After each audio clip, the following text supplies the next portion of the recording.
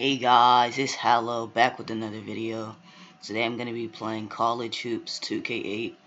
This is going to be the first episode of the Dynasty. First actual episode. I'm just loading in the game right now. Active with unethical strategies, I blow you off with an atlas behind the scene footage. Document it, I'ma lock you in it, rock you in it, clench your fist, be like, who?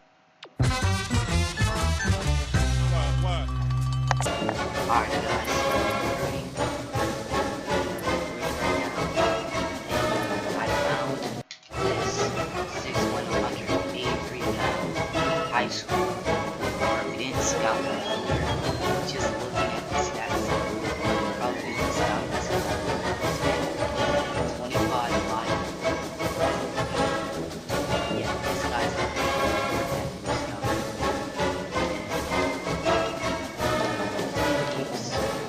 in our team as time goes on. A lot of these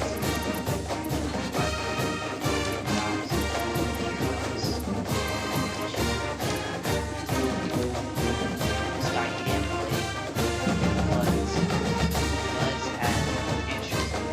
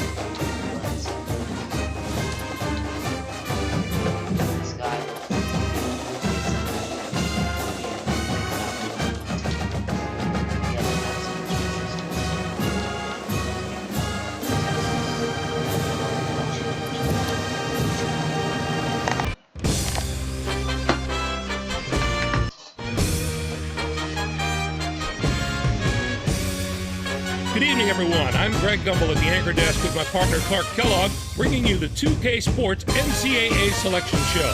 We're all set to show you the seedings and pairings, so get out your bracket sheet, get those pencils ready. Here are the basics. Of the 65 available tournament bids, 31 are automatically given to conference champions. The tournament committee hands out the remaining 34 bids on an at-large basis. An opening round game will take place on Tuesday night to narrow the field to 64 teams. Before we get into the brackets for the upcoming tournament, let's take a look at the final top 25 media poll. There are a couple of major changes in the rankings as March Madness approaches. The Providence Friars jumped all the way from the number 22 spot to number 17. They're peaking at just the right time, Greg. This is exactly the way you want to be playing going into the tournament. Also, a new team has fought its way into the top 25. The Kansas State Wildcats debut in the poll as the number 23 team. It's time to talk about the topic that has a lot of players and coaches holding their breath right now, the NCAA tournament bubble.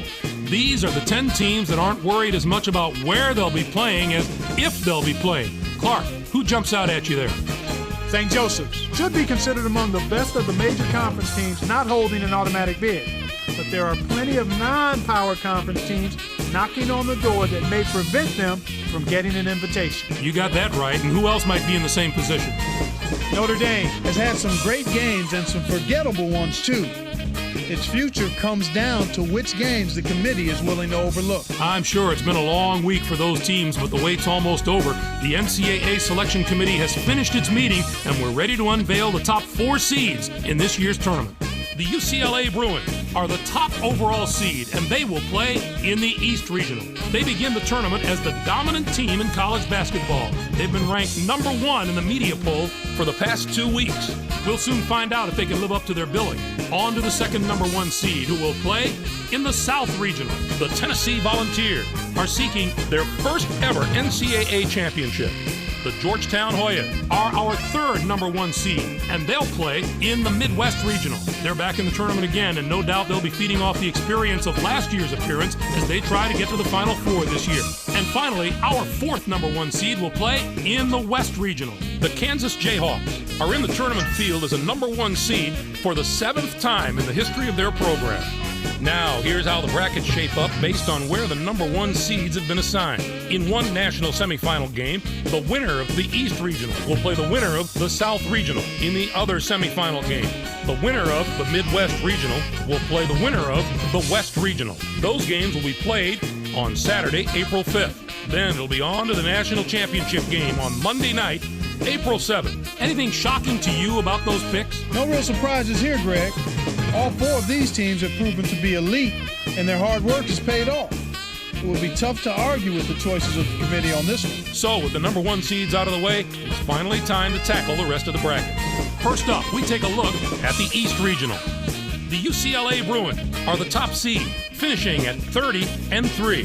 They won both the regular season and conference tournament titles in the Pac-10. They will take on the winner of the opening round play-in game between Texas Southern with 18 wins and Jacksonville State from the Ohio Valley Conference.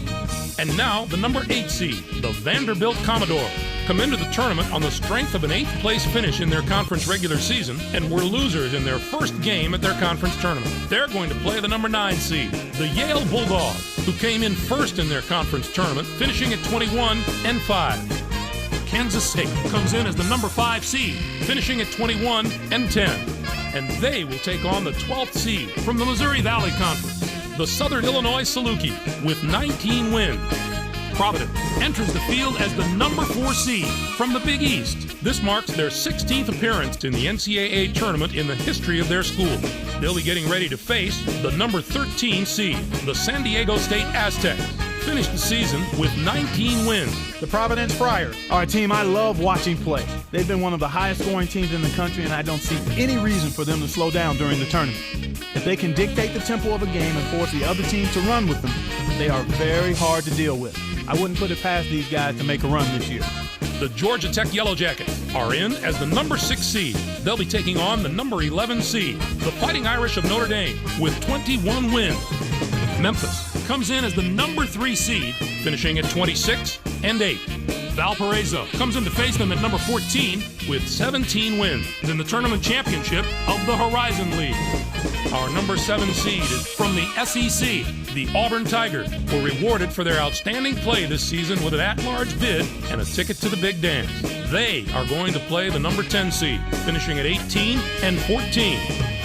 Next up is the number 2 seed. The North Carolina Tar Heels are the conference tournament and regular season champions from the ACC. They'll be going up against the number 15 seed, the San Jose State Spartans, with 17 wins. This marks their 4th appearance all time in the NCAA tournament. What a tremendous regional final we'd have in this bracket if the number 1 and 2 seeds here make it through the first 3 rounds unscathed. That could be one of the games of the tournament. Next up, we'll take a look at the South Regional. The Tennessee Volunteers are the top seed, finishing at 29-4. They were winners of the regular season championship in the SEC. They'll take on the Bowling Green Falcons, the number 16 ranked team. This will be their 5th appearance in the NCAA tournament in team history. Arizona comes in as the number 8 seed, finishing at 17-14.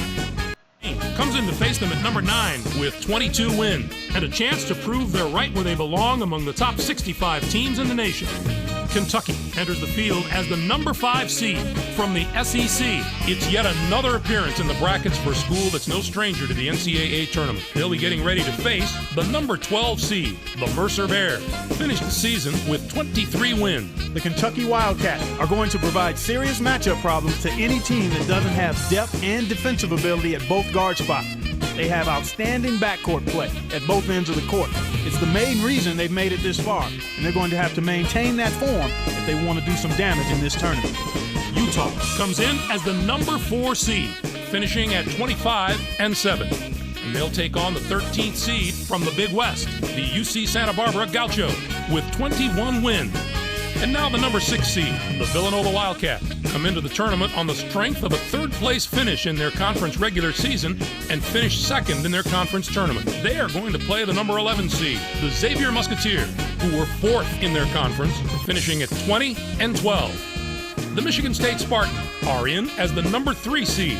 They'll be taking on the number 14 seed, the Black Knights of Army, with 18 wins.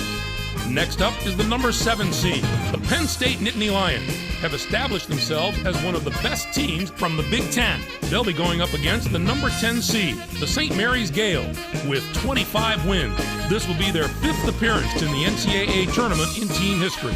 Our number 2 seed is from the Pac-10. The Oregon Ducks were rewarded for their outstanding play this season with an at-large bid and a ticket to the Big Dance.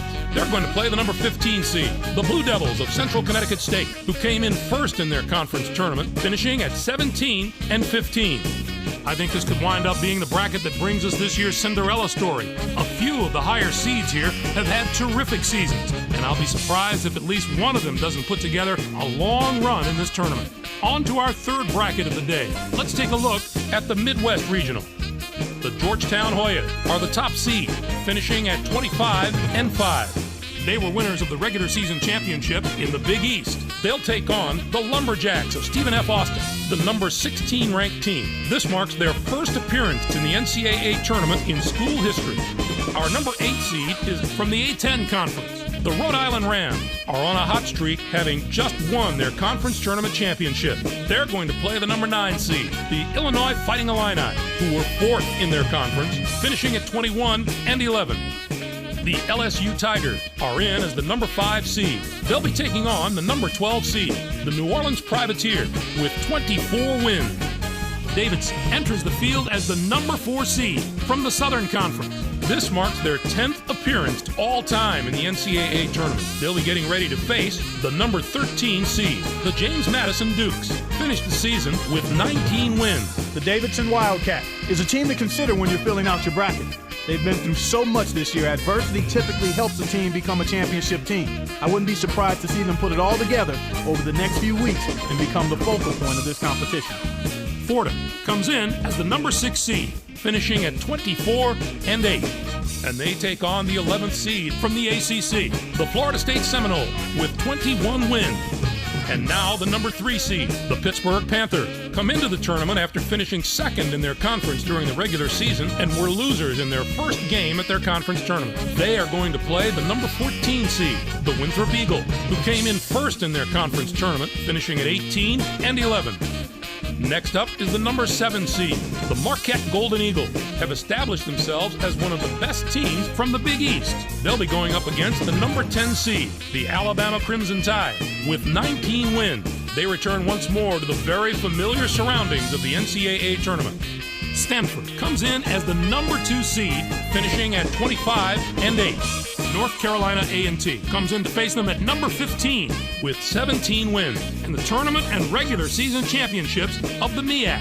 This bracket has the potential to give us a sensational matchup in the regional final if everything goes according to form and the top 2 seeds can survive the early rounds. And finally, let's have a look at the West Regional. The Kansas Jayhawks are the top seed, finishing at 26-4. They were winners of the regular season championship in the Big 12. They'll take on the Albany Great Danes, the number 16 ranked team. This is their 3rd appearance in the NCAA tournament in school history. Next up is the number 8 seed. The Wagner Seahawks are the regular season champions from the Northeast Conference.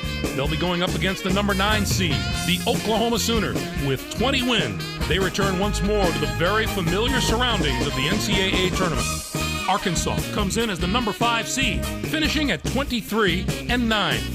And they will take on the 12th seed from Conference USA, the Houston Cougars, with 22 wins. George Mason comes in as the number 4 seed, finishing at 25-4. IUPUI comes in to face them at number 13 with 21 wins. It's the first question. What are your thoughts on our top 16 seeds, Clark? There are no real off-the-wall picks that jump out at me. These 16 teams are all pretty deserving. Let's give the committee some props this year. Now, let's see how the conference representation fares. The SEC gets 8 teams. The Big East with 7, 5 out of the Big 12. The Pac-10 gets 5 teams. What a down year for the non-power conferences. We're used to seeing at least one of those conferences compete on the level of the power conferences, but not this year. And let's not forget the teams out of the Northeast Conference. For a small conference, here's the list of the teams that were on the bubble heading into Selection Sunday. So, partner, which of those invite? All right, Clark, now that we know all the teams and matchups, time to get the tournament underway and let the madness take over. Greg, it's going to be a fantastic tournament. We've got an outstanding field and a lot of sensational players. I guarantee there are some memorable moments soon to come. For my partner, Kellogg, and for all of us here in the 2K Sports Studios, I'm Greg Gumbel. Thanks for joining us on the NCAA Selection Show, brought to you by State Farm, the #1 auto insurer. Enjoy all the excitement of the NCAA tournament. Alright guys, so here's the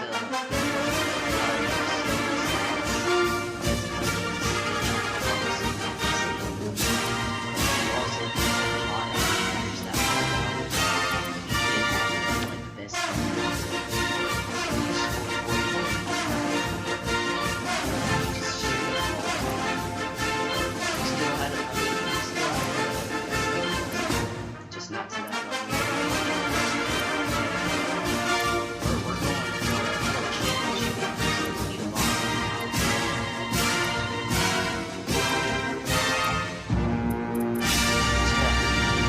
Also, I'll show you guys the league leaders.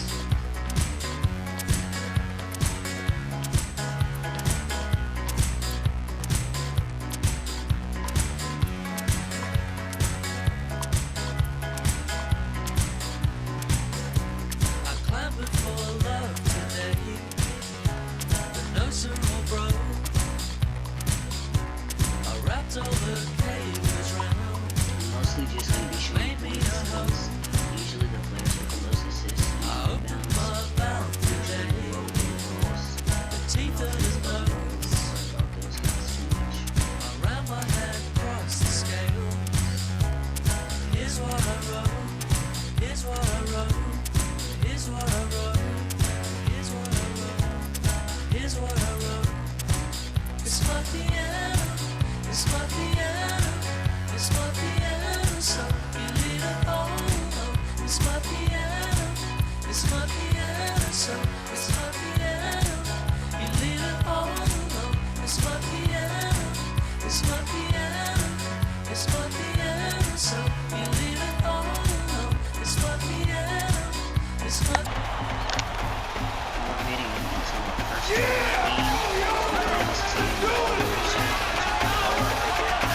Let's see what we can do against It's these time guys. for College Hoops 2K8. The Mercer Bears go up against the Kentucky Wildcats. Toughest teams in college.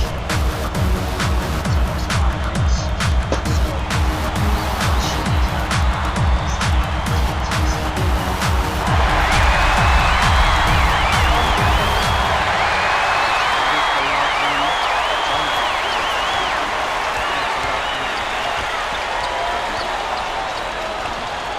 Lemon One bad thing right now is our best player is injured, so passes it to the wing, tosses it up, nailed from three-point range by Casey.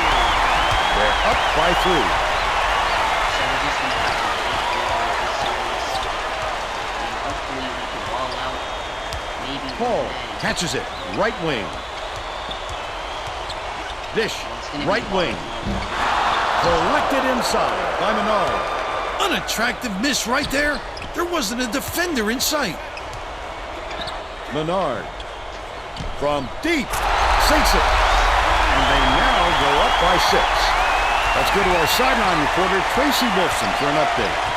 What do you have for us, Tracy? Vern, before the game, they talked with the head coach. I got the sense that he could not wait for this game to get started. Even while I was talking to him, he was pacing back and forth, and he said, when are all these interviews going to be over so we could play some basketball? I think the week leading up to the tournament has been a long one for him, Vern. Thanks, Tracy. Coquette inbounds the ball. Boy, he's going to keep killing them if they keep giving him that much room, Vern. Paul shoots it. Benson snatches the offensive rebound. Well, you can't afford to spot the other team any more points, Vern. They're in danger of letting this game be over before the second half.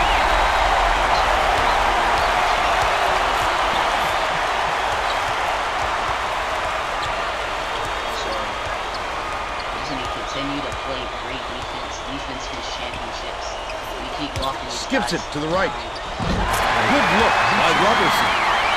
And they're now behind by 8. Lemon passes it up court. Duncan passes it back to the left. Locklear has it. Right wing. Passes. High post. Lets it go. Rebounded inside by Menard. Duncan. Nothing but net. They're ahead 12-2. And this team is playing, they don't have no defense whatsoever, so this should be easy. We can beat them offensively.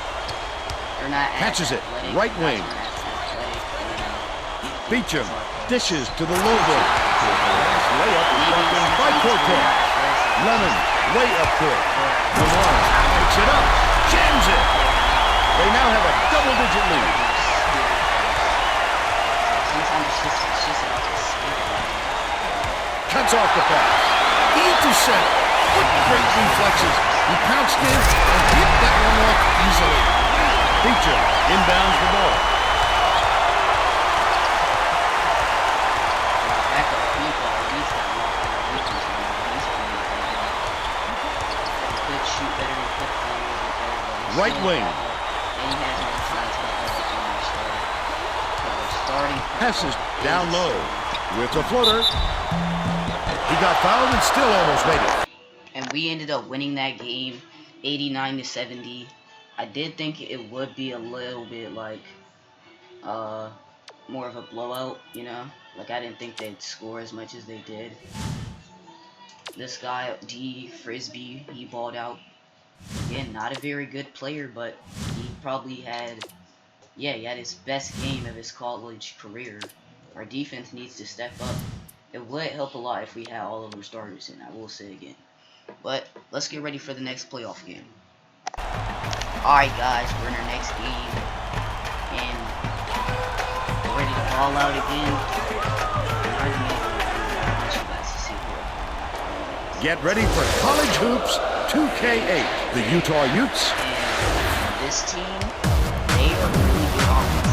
They have a better offense than us. So the reason we're going to win this game is because the defense is good. I tell you the defense is The Wildcats control the opening tip.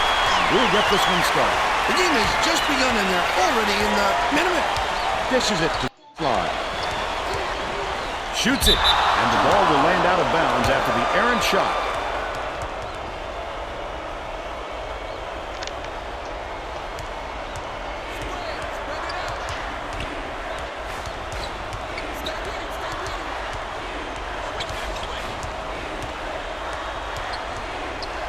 Kicker puts it up, drains the first bucket of the game, and they lead by 2. Let's check in with our sideline reporter, Tracy Wilson, who has some info for us. Well, just before the game, when I talked to the head coach, He's aware that they're not going to get any free passes, and he said he told his players as hard as they had to work for a win in the regular season, they're going to have to work twice as hard here in the tournament.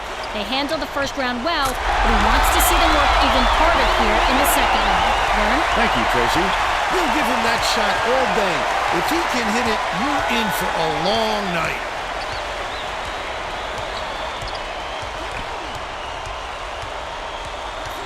Passes it to the wing. Phelps catches it, right wing. That last triple off the mark. They've got to learn to be patient on offense. Good shots will come if you don't rush them. Duncan hands it off. Locklear takes a 3. It falls. They got on this roll a while ago and just haven't looked back. Dishes to the free throw line. Takes it up. Grab by Menard. Nice work by the big fella to get that rebound. Casey goes up. Great finishing traffic. They're in front, 8-4.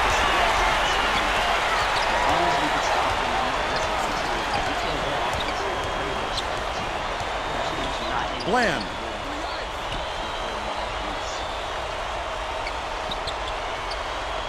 has it on the free throw line. Throws it out. The jumper was buried by Vaughn. They narrow the gap to 2. Under 18 minutes left in the half. Casey dumps it off. Menard passes it back to the right. Casey will fade away. Banks it in. They increase their lead to 4.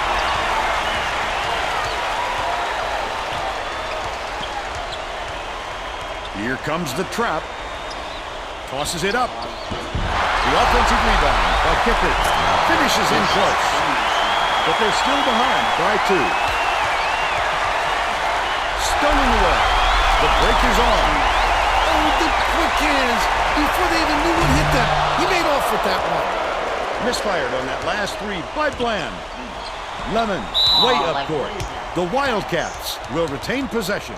Well, what a good deflection. He didn't get the steal, but he's still disrupting the offense. Lemon for 3. It's good. And they're now out in front by 5.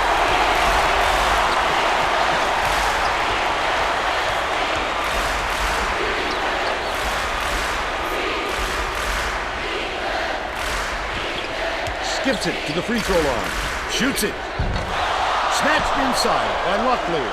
That was a much quicker shot than they might have liked, but it was a pretty open look, so it's tough to fault him.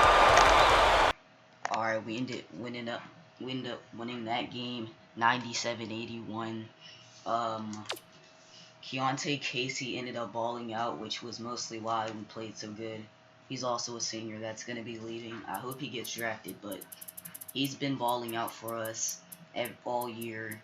Been the second option, and that game he really showed us. He just put up 35.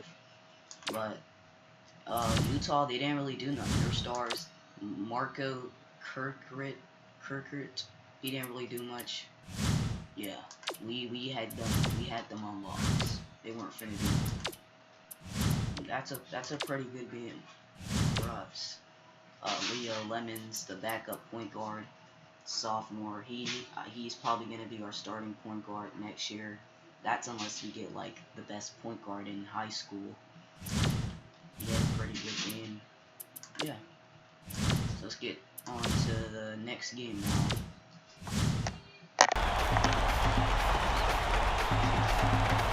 Alright guys. This game is going to be playing the SEC opponent. And who better to play? Get ready for College Hoops 2K8. The Kentucky Wildcats go up against the Tennessee Volunteers. Welcome, sports fans, to the NCAA Tournament's Sweet 16. We're here at Reliant Stadium alongside Bill Rapp.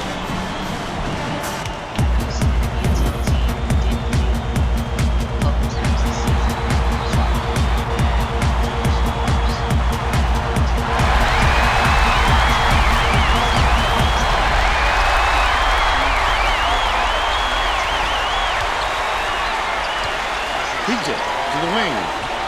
Casey. Nice little crossover. Finished nicely down low on that last shot. He gets the job done almost every time, Vern. We're talking about a fellow with onions. Dishes it to the right.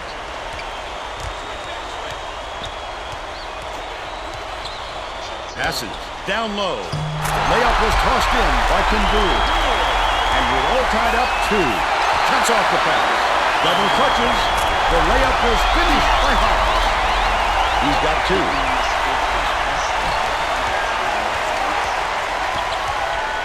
Casey with the shot. Gets it to fall from the high post. And it's all knotted up.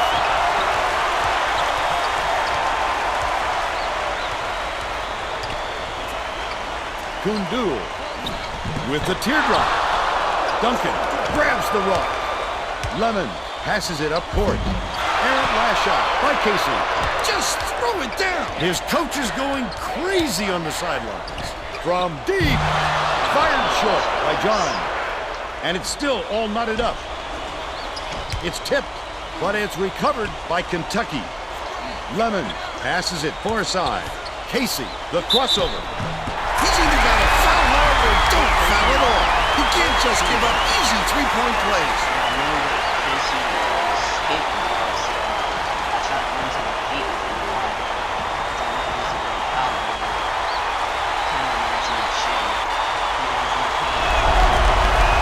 Foul shot is good for a three-point play. Kundu inbounds the ball.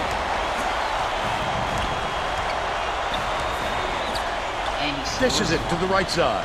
Kundu unloads from 10 feet. Luckily, grabs the rebound inside. That could be a lift for the defense. When you stop a scorer like him inside, it's always a boost.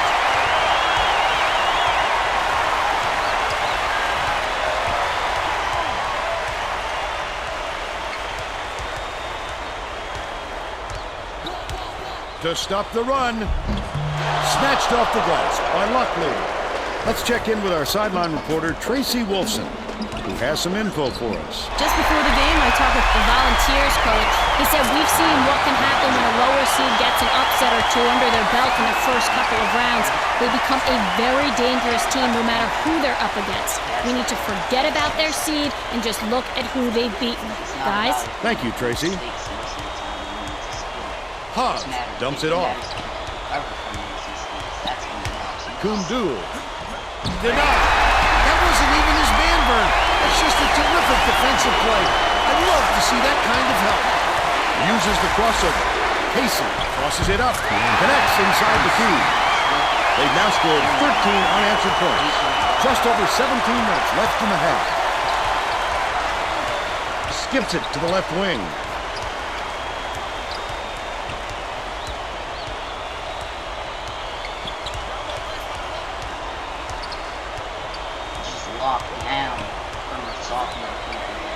Kundu catches it in the paint. Unloads. The trifecta by John. He's 1 for 2 from downtown. Casey, easy look. Hits it. They're up 15-7. Hobbs brings it up. They're set up in minute. Pass outright.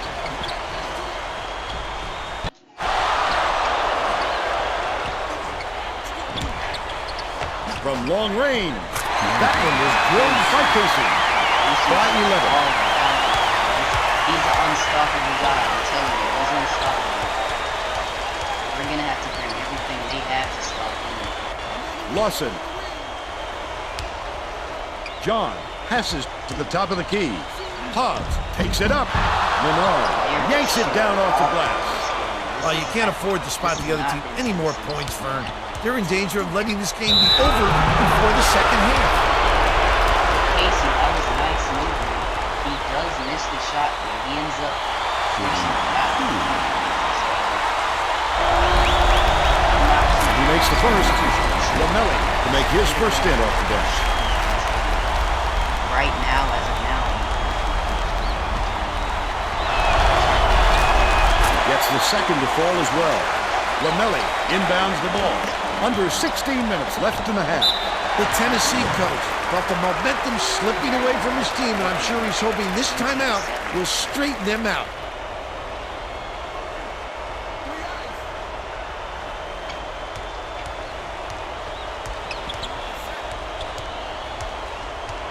Top of the key. Hobbs.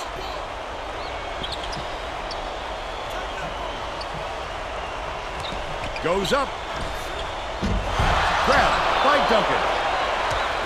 Lemon tosses it up court. Casey, nice little crossover. Last shot was dunked down. A lot of points in this first period. Incredible lights-out display on the offensive end. Can they keep up such torrent? Top 5 draft pick right now.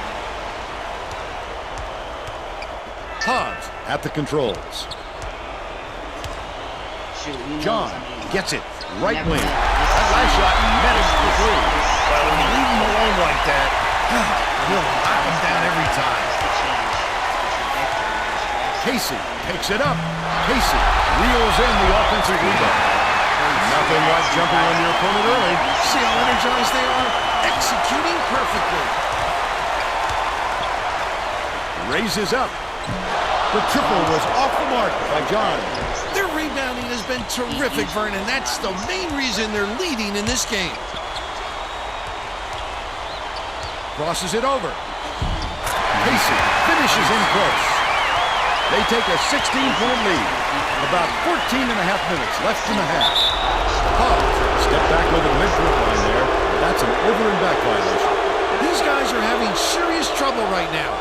If they limited the silly turnovers, maybe the score wouldn't be as lopsided as it is. Menard inbounds the ball. Casey throws it out, hits the jumper. And they're now out in front by 18. And we ended up winning this game too, 104-85. Again, Keontae Casey has been a star in the playoffs. He stepped up when we lost our best player, and he's just been balling out. Also, Theron Duncan, he's also been kind of underrated this playoff series too. And Leo Lemons, he had a nice game. He actually didn't shoot that much because I didn't really shoot that much with him.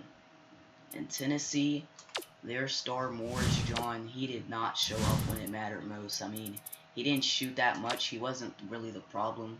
Quentin West shot pretty awful, and so did Josh Kundul. But this man was, he wasn't very good. Okay. Alright guys, let's get turning. This is our last game before the Final Four. Let's go Kentucky. This is our last game before the Final Four. Get ready for college hoops on 2K Sports. Oregon Ducks battle the Kentucky Wildcats. I know they got a pretty nice football program, but let's see if they talk in basketball too.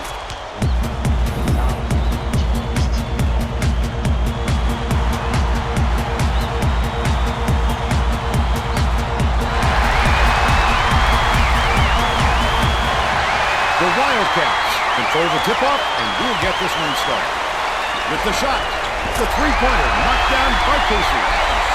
They're up 3-0.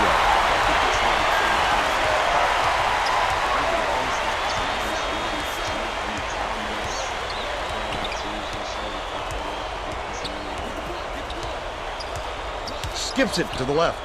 McCowan unloads. Nails the jump shot. He's got two.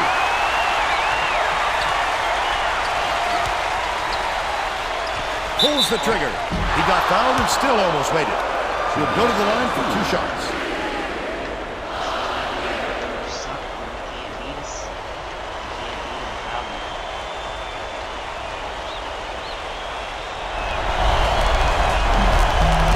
And he makes the first. I might get Keon Casey at one, He gets the second to fall as well. St. Fort inbounds the ball. Let's go to our sideline reporter, Tracy Wolfson, for an update. What do you have for us, Tracy? Just before the game, I talked with the head coach. Apparently, his players had to calm him down in the locker room before the game, not the other way around.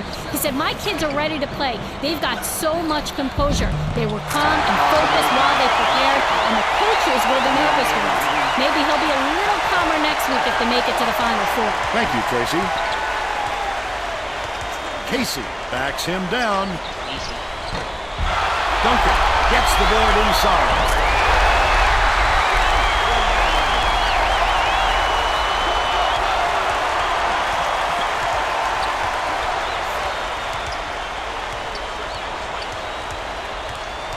Leads him in. Laid up and in by St. Fort. They cut it to one. Lockley shoots it. It's in for three. They're now out in front by 4.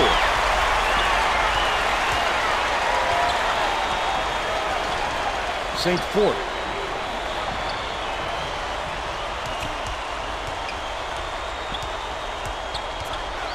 Dishes to the elbow. Menard inbounds the ball.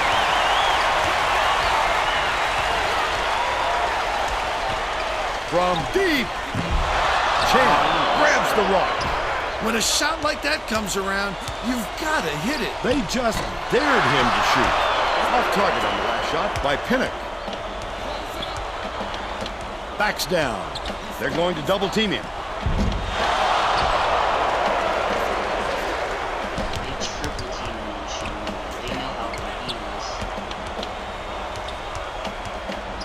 Feeds. Right wing. Takes it up. They tie it up with a basket by Pinnock. And we're all tied up 10. Just over 17 minutes left in the half. Crosses it over. Casey, that offensive rebound didn't come to him by accident. He knew right where to be. They take a 2-point lead. Pinnock. Chan passes it to the wing. Southall raises up. St. Fort keeps it alive on the offensive end. Luckily, inbounds the ball. There's no question what kind of defense they're in, Vern. Hit him it.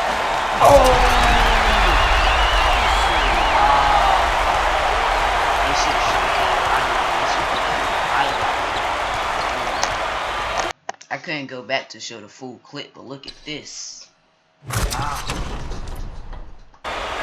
Right wing. Pinnock dumps it off. Would have grabbed the lead, but it was missed by Southall. Locklear went after that rebound hard. Great work. Behind the arc. It was hit by Casey.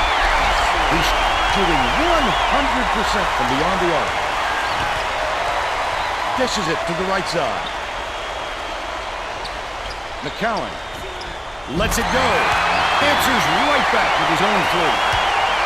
And they're now behind by 2. Casey goes to the crossover. Can't connect on the quick shot. Still a 2-point lead.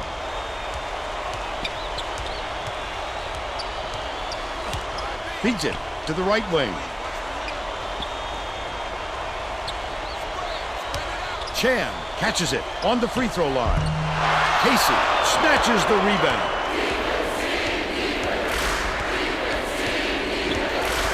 Passing left wing. Menard takes the shot. Hits the tray. They're out in front by 5. St. Fort inbounds the ball. Dumps it off. McCowan.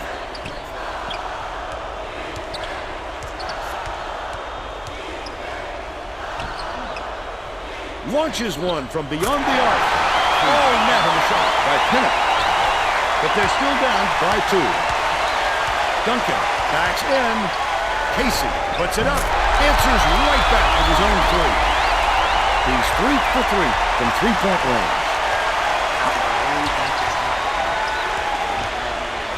Bold pass. Takes it up. The layup was banked in by McCowan. He's got 7. About 14 and a half minutes left in the half.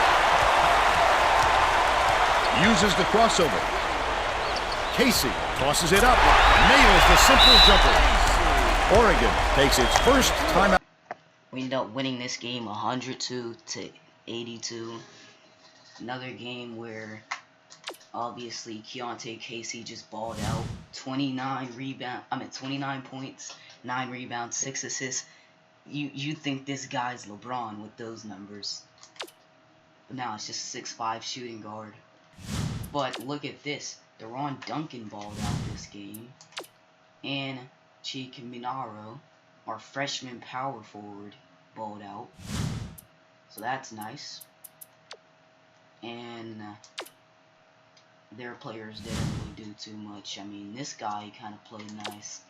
Mark McCowan. But other than that, yep, you can see why we won. Made it to the Final Four, which means we're going to be playing NBA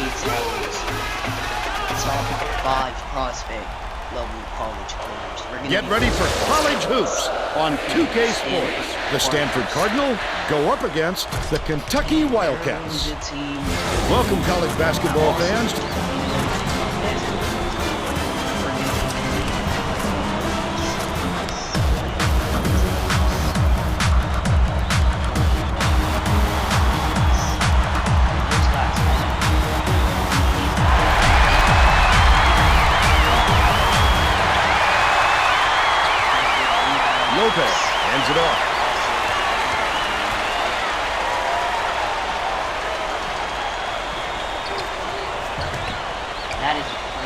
Lopez. Feeds it to the right. Pass. Low block. Last basket on the mark by Stalder. You have to keep your head up and eyes open at all times playing with this guy. That's right, and you never know when or where he'll find it. Casey, nice little crossover. Off the backboard and in. It's a tie ball game.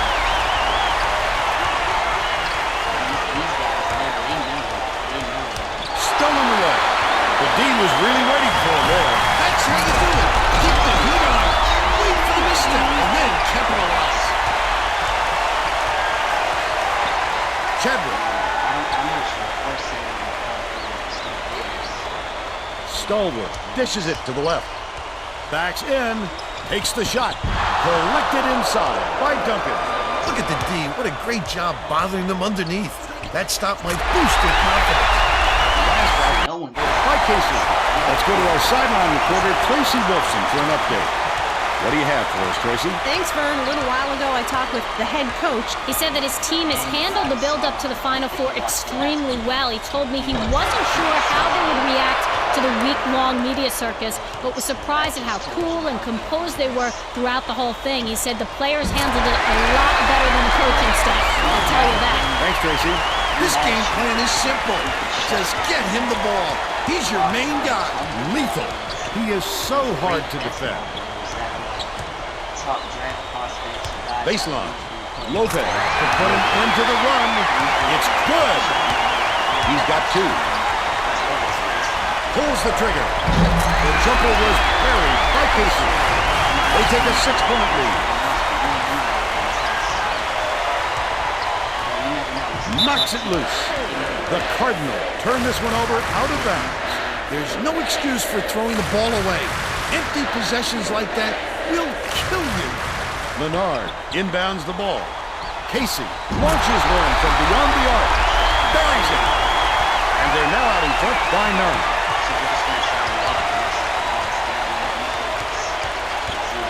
Risky pass. Takes it up. Got a hand on it. Lopez backs him down. Lopez behind the arc. Got it. But they're still behind by 6. About 17 and a half minutes left in the half. Passes it to the perimeter. Throws it up. The three-pointer was drained by Menard. They're ahead, 16-7.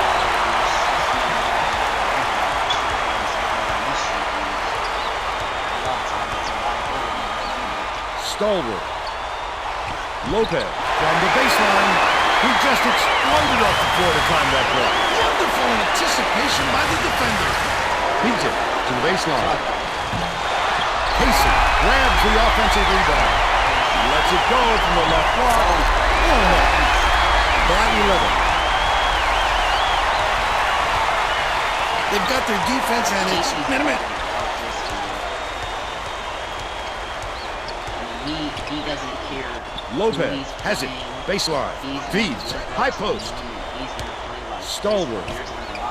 Hits it. They're now behind by 8. Just over 16 minutes left in the half.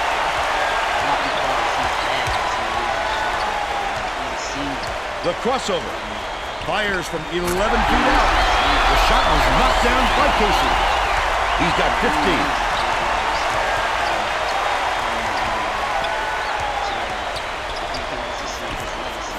Catches it, right side.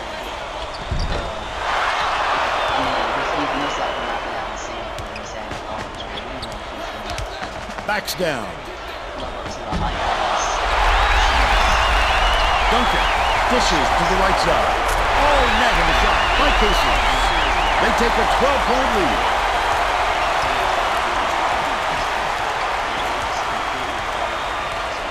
To the elbow.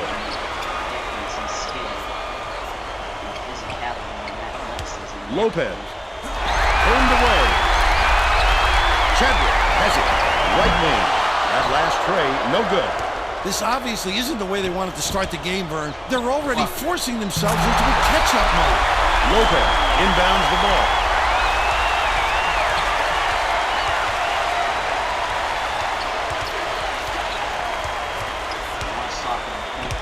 Chadwick.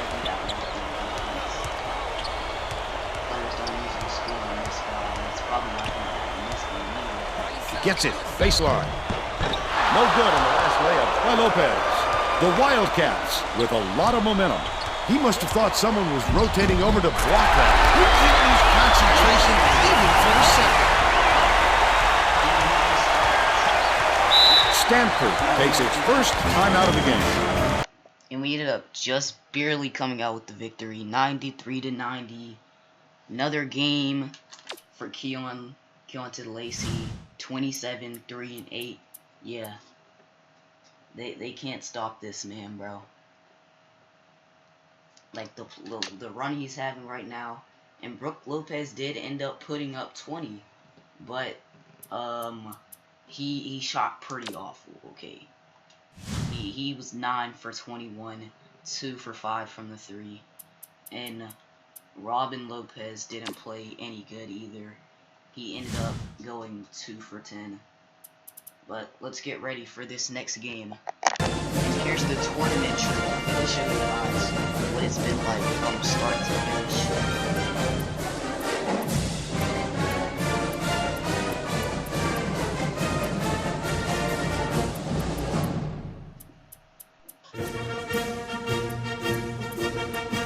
Started off, we played Mercer, Utah, Tennessee, Oregon, just beat Stanford, and now we're playing Memphis, really tough team, and 84 teams.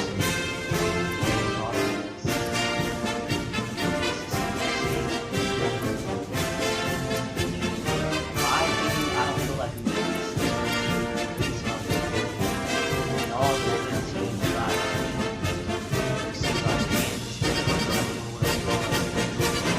lost to Houston. Texas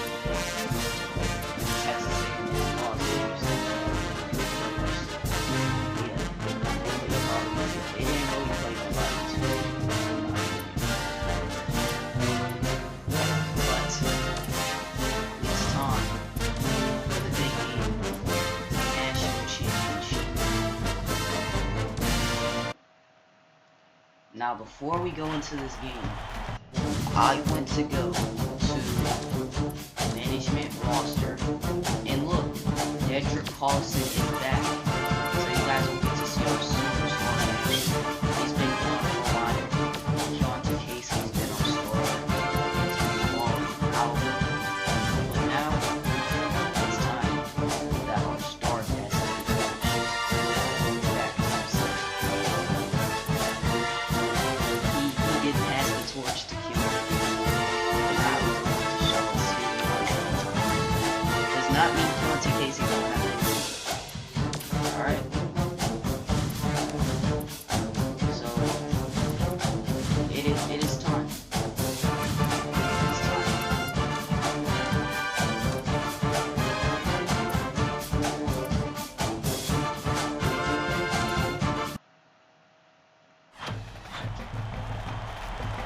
Let's get into this game.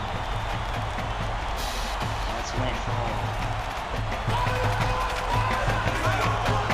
National championship. Get ready for College Hoops 2K8. The Kentucky Wildcats square up against the Memphis Tigers. Hello, everyone, and welcome to college basketball's national championship game. We're here at the Alamo Dome. I'm Vern Lundquist here with Bill Raftery and Tracy Wolfson. What's your take on this, Bill? This game features a great matchup at the point guard position. Rose is clearly up there with the greatest point guards in the nation. He is a tremendous rebounder for a one guard. This guy isn't afraid to get down and dirty. Lemon can also hold his own at the point. If you drive the lane when he's down there, you're taking a chance. He's an intimidating defensive presence. They're both ready to go. We'll see which of the two can lead their team to victory.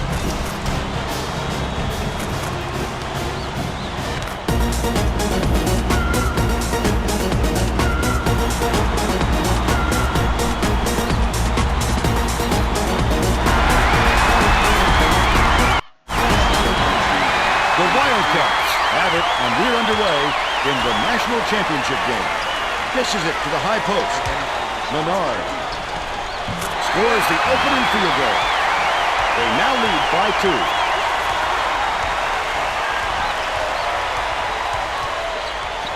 Rose hands it off.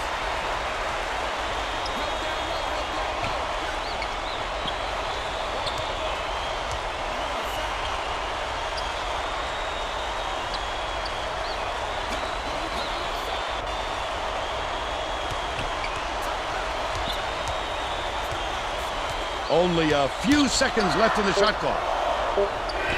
Gaku from deep. Duncan snatches the rebound. Casey crosses it over. Nails it for 9 feet. And they're up by 4.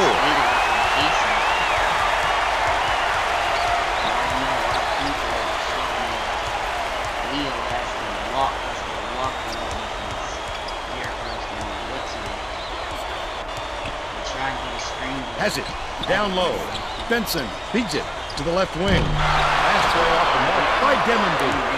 Now let's check in with the third member of our team, Tracy Wolfson. Tracy? Thanks, guys. Earlier on, I caught up with the head coach. He wasn't lacking in confidence when I spoke to him, that's for sure. He said they've never had any other goal this season than winning the national championship. That's how confident he was in his team's ability. And he said everything we've done has been in preparation for them.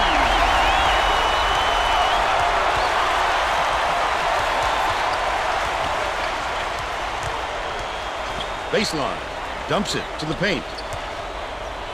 Casey fades away. Got it. They're ahead, 8-3. Right around 18 minutes left in the half. Rose skips it to the top of the key. Demonby catches it, left wing. That last shot netted for 3. It's shameful to give any guy on the floor that good a look. They got burned. Leads him in. With the shot, the bucket down low, good by Menard. They increase their lead to 4.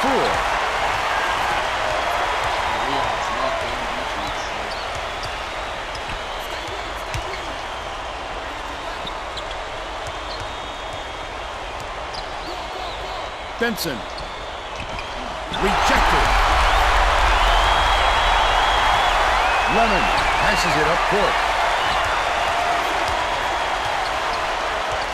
Casey backs him down. Off the backboard and ace. He's got 6. Rose brings it up court.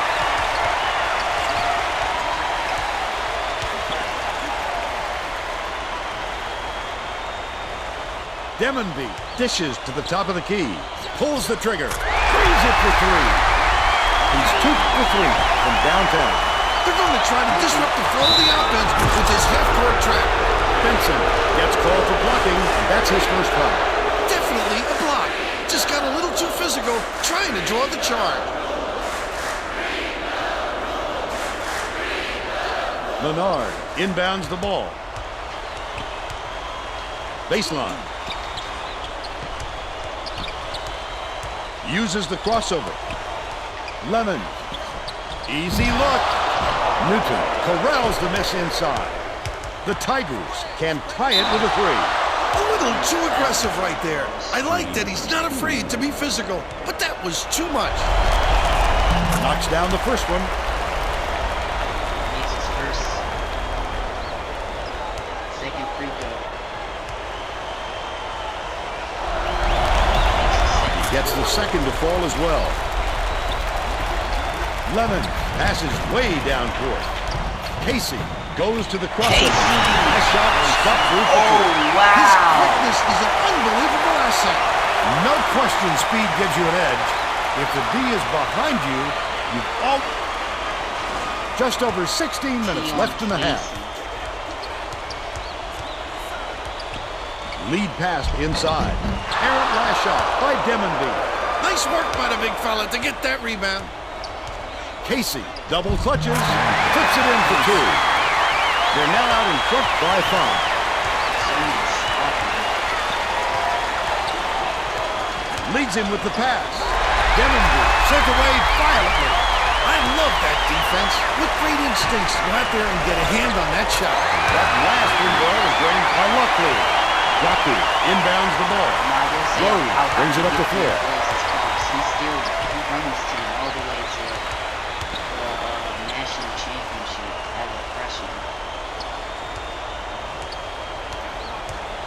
I'll give that man his props for that. Here's the spin move to stop the run. Snatched off the defensive glass by Locklear. Well, you can't afford to spot the other team any more points, Vern. They're in danger of letting this game be over before the second half. That last 18-footer was off the mark by Casey. Tough one there. They've got a good look, and they couldn't capitalize. Demonby catches it, right side.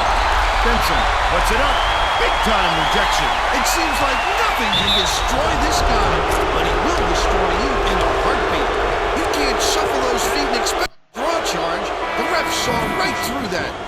Reese makes his first appearance. Menard inbounds the ball. With the crossover, tosses it up. The jumper was carried by Lemons. The Memphis coach doesn't look. Collison uses the crossover. With the shot. He's off from 14 feet out. Still a 13-point lead. Fulton hands it off. Left wing. 2 minutes. Bounces it to the stripe. Fulton.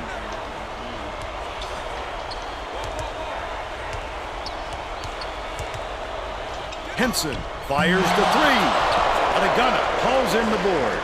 What a good job on the defense to make him think about that shot. Shoots the turnaround. Canned by Carlson. By 50. Memphis is really struggling. Fulton has it. Right side. Wow, his mid-range game is generally solid. He can't believe it, and I can't believe it. Gaku inbounds the ball. 1:16 left in the first half. Henson.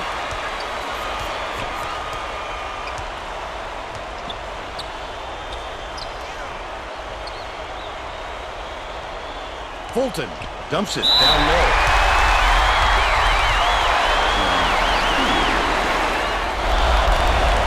Newton, he can't get the first.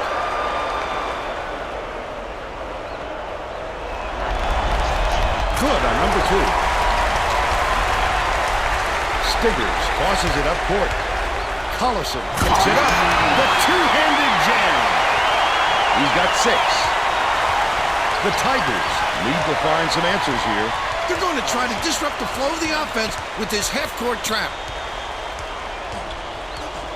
But he's also a really good passer. Outright. Here's the trap. Passes it to the corner. Duncan grabs the run. That's another rebound for a team that's doing a great job on the boards. They've got a big edge there today. Reese inbounds the ball. Listen to the crowd burn. This kind of excitement is why I love college basketball.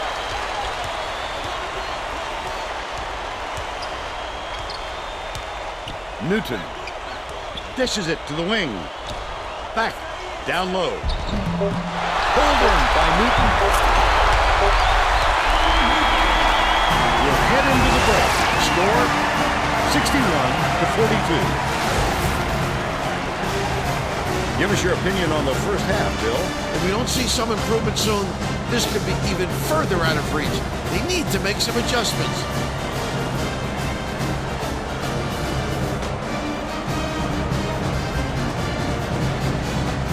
And now it's time to show you our player of the half.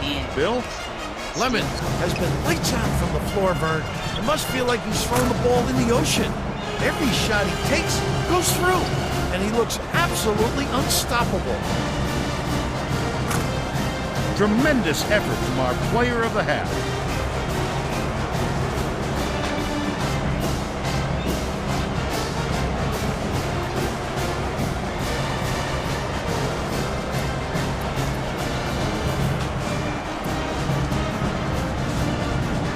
We're all set to begin the second half, so let's get back into it.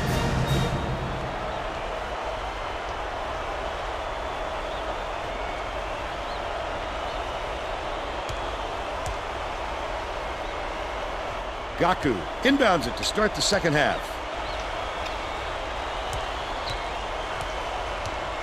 One-on-one. Demonby. Poked away. And it's scooped up by Casey. I'd love to see that. He's looking around in pace. Such a defense. Tracy Wolfson has some extra info for us. Well, at halftime, I talked with the head coach. He felt it wouldn't be classy to run up the score and was going to change things in a way to make sure that doesn't happen. He continued by saying that his players responded best when they played out of their comfort zone. By mixing things up, he hopes to shake up the opponent's confidence. Back to you, Vern. Thanks, Tracy. No way he was coming up empty when he got the ball that close to the rim. Casey gets the three-pointer to go. He's shooting 80% for the game.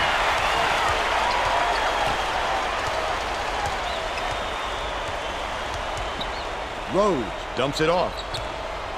Catches it, left wing. Newton passes it back to the left wing. Out left. Beats it, down low. Takes it up. Grab by Menard. Big-time rejection. It seems like nothing can destroy this guy, but he will destroy you in a heartbeat. Casey. Lemon raises up. Misses the three-pointer. But they're still up by 22. Benson gets it. Baseline. Please throw a pump fake or something. Mix it up. This team's been all over every shot. It doesn't look like they're going to let up anytime soon. Newton inbounds the ball.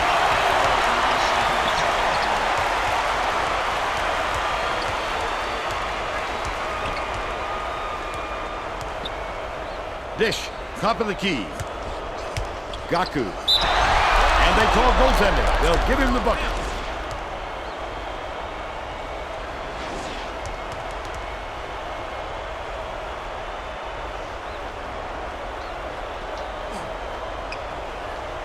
Under 18 minutes left in the second half. Fires. The three-pointer was drained by Casey.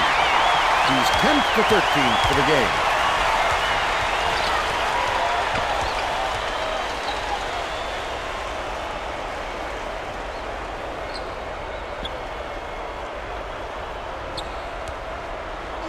Far side.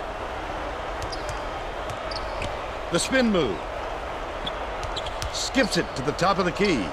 Demonby throws it up. Benson gets the board inside. With the second effort, fouls as he went into the jam. He'll have to get his points at the free throw line. Shooting. And he makes the first. Kentucky is subbing a whole group in. Second chance points.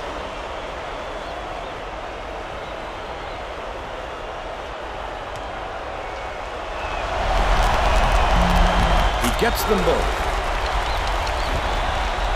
Hart inbounds the ball.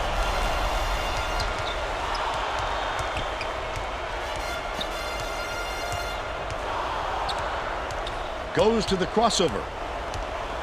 Shoots it. The gimme shot hit by Collison. They lead 74-48. They're set up in minute. And he got the off-balance defense. Demonby. Straight walk. Bounces it to the wing. Feeds. Right wing. Drained by Gaku. He's 2 for 5 from long range. Risky pass. Hart goes up. Puts the hammer down. They're now up by 25.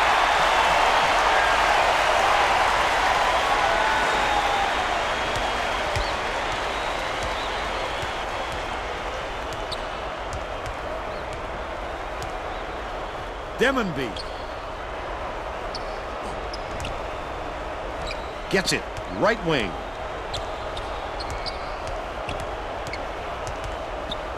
Lets it go. The offensive board gathered by Demonby.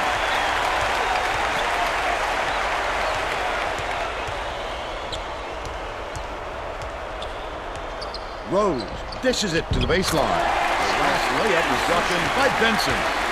Kentucky is having a lot of trouble preventing second chance points. And Tracy has a report. The head coach said to his players on the bench, if you're not willing to fight for those boards, I'll find somebody who is. Guys, he looks like he's at his wit's end. Clifton. Alright, guys. But they still lead by 28. Passes it to the top of the key.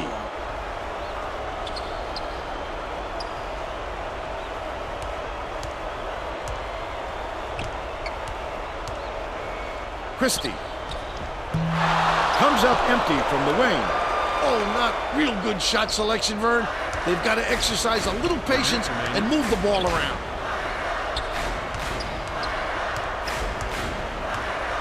Skips it to the baseline.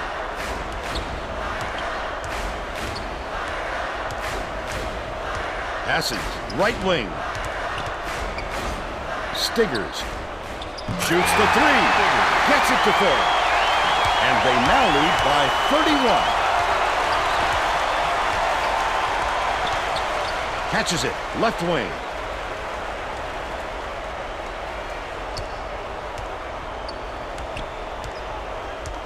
Top of the key. Henson. Reese has it, right wing. Fulton. Hart hauls it in. That's his 8th rebound of the contest. Leads him in. Lucky break for the defense. Whoever was supposed to be guarding him better wake up, because the next time it won't be a miss. Shooting 2.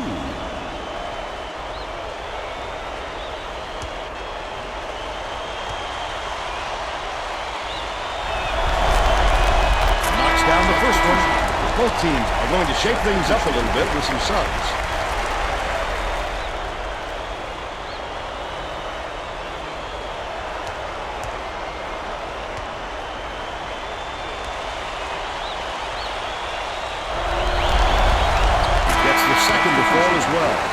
The Wildcats are in control. It's time to get the bench guys some precious minutes. Newton inbounds the ball.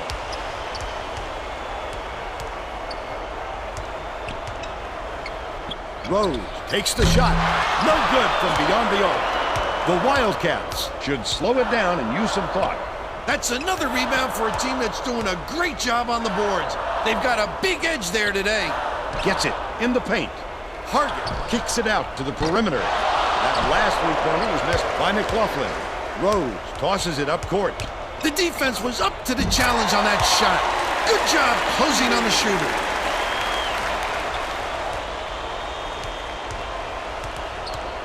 The Wildcats with a comfortable lead.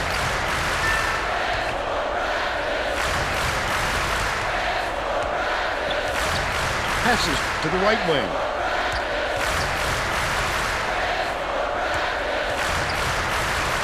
Adegana from about 19 feet. Tried to bank it, but it's no good. I wouldn't bet on him missing that one again. Benson gets it on the perimeter. Count the basket by Rose. Hart inbounds the ball. Let's go. My, oh my, what a game. College basketball has a new national champion.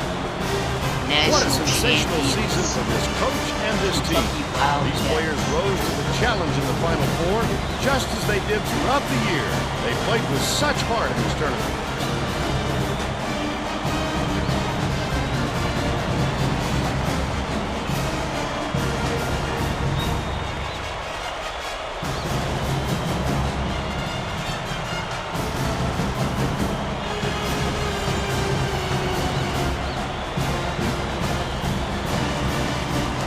Kentucky coach is a terrific leader, Vern. It's a great tribute to his masterful coaching.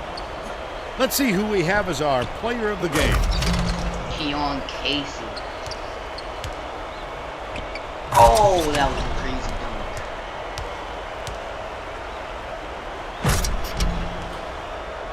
dunk. Now let's send it over to Greg Gumbel. Thanks, Vern. Welcome, everyone, to 2K Sports Studios. I'm Greg Gumbel with today's version of the Pontiac game-changing performance. Nothing gets into the head of an opponent more than a highlight reel jam. The Kentucky Wildcats slam the door on their opponents with big-time dunks like the one you're seeing here. This is a dunk his teammates will be buzzing about for a while. Look at the fury with which he throws it through the hoop. All right, Greg, thank you. And now for Tracy Wolfson and Bill Raftery, I'm Vern Lundquist. Thanks for watching the National Championship game on 2K Sports.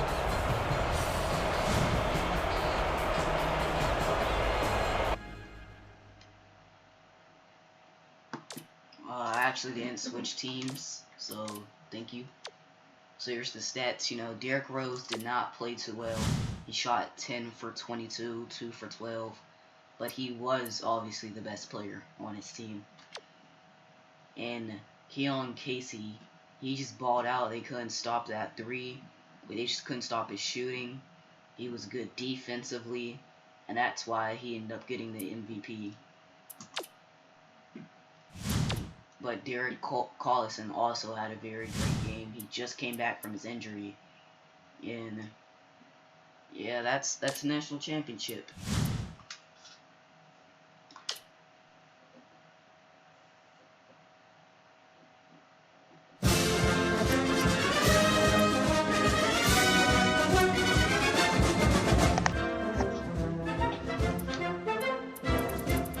This is the championship team.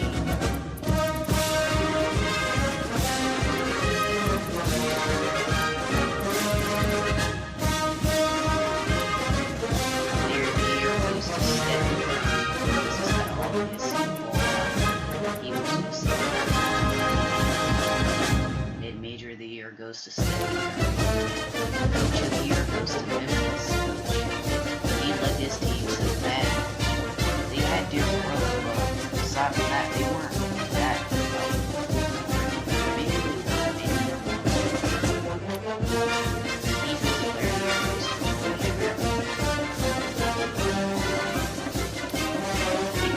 goes to freshman of the year goes to Black Beasley.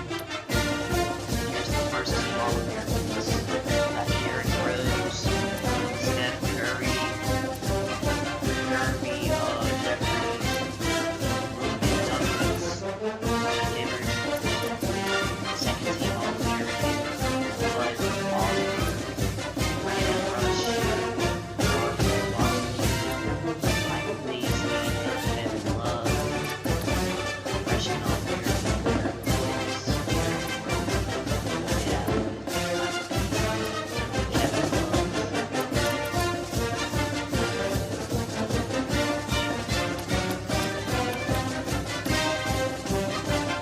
let's see who won order. Just gonna look at this and see what's happening. SEC conference offensive player of the year goes to Chris Young. We played this guy. Except for when we played him, but like not intimidating. Conference freshman, Leo Sullivan,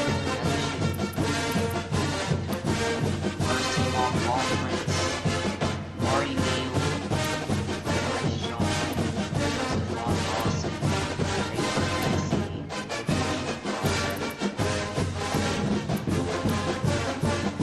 second team all conference, Edgar Paulson, probably the first team. Team Braxton, Ethan Hodge, Sylvester, Northman, freshman all conference, Stuart Lou, Alex Young, Bill Ortiz, Sunger, Angelo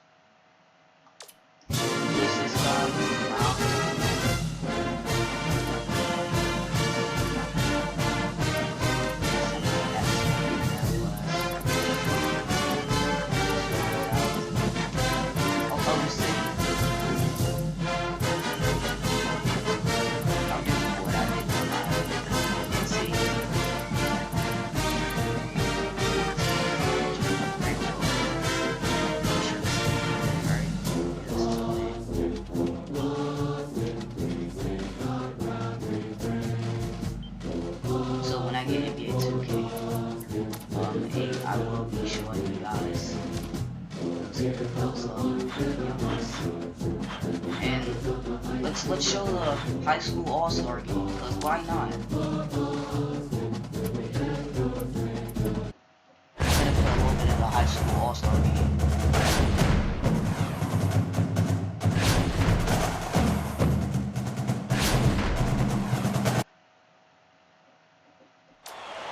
Get ready for College Hoops 2K8 with West.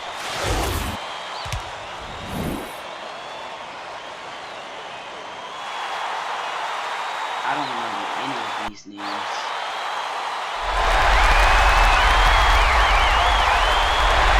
The West wins the tip-off and the game is underway. Passes it to the right wing. Larmont crosses it over. Dishes it down low. Griffith gets it. Right wing. Scores the opening field goal. They're now up by 3.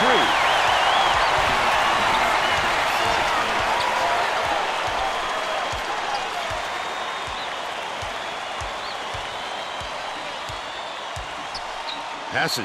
Low block. Rose from 8 feet. Sparks pulls it in. Garrity way up court. Pulls the trigger. The jumper was buried by Lamont. They're out in front by 5. Smith.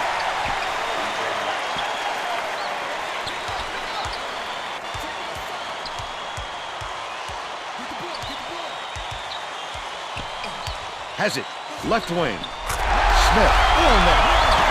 And they're now behind by 3. Garrity tosses it up court. Griffin picks it up. That wasn't even his man, Vern. That's just a terrific defensive play. I'd love to see that kind of help. Behind the arc. Oh, net and a shot by McKenzie. We've got a tie ball here. With the floater, hits the layup. He's got 2. Griffin inbounds the ball. Sparks backs him down. Schultz will stop the run. Lays it up and in. And it's now all knotted up. East All-Stars were the last ones to touch it, and they'll turn it over.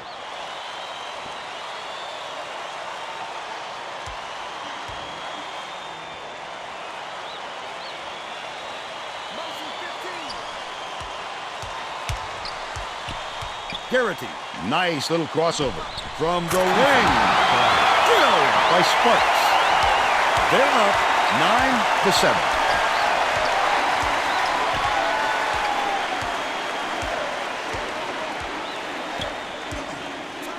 Chavez throws it up.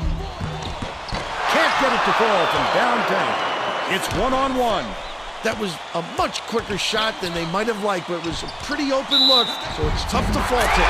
He's either got a foul. And this game ended with the West All-Stars destroying the East All-Stars by a lot.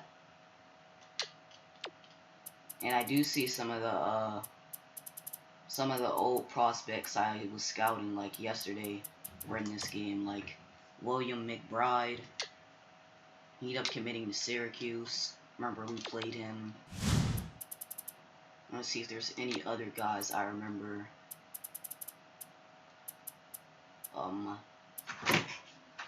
There's Brian Sud. Where you at? Brian Sud. He still hasn't committed to a school. I hope he commits to us. He didn't really play too much though. But yep, that's the game. The high school all-star game. And